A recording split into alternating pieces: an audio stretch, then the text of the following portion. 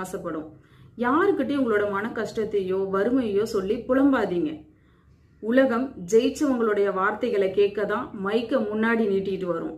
நம்மளுடைய புலம்பல்களையும் வெறும் கதையை கேட்க உலகம் ரெடியா இல்ல. உங்களுடைய கஷ்டத்தையும் வறுமையும் சோகத்தையும் யாருக்கிட்டையும் சொல்லி புலம்பாதீங்க. ஜெயிச்சு காமிங்க, சாதிச்சு காமிங்க. மைக்க நீட்டிட்டு வந்து கேட்பாங்க, நீ எப்படியெல்லாம் கஷ்டப்பட்டு ஜெயிச்ச, உங்களுடைய இந்த வெற்றி கதையை சொல்லுங்க, பின்னாடி வரவங்களுக்கு உதவியா இருக்கும் அப்படின்னு சொல்லி கேட்பாங்க. மைக்கை நீட்டிட்டு வருவாங்க.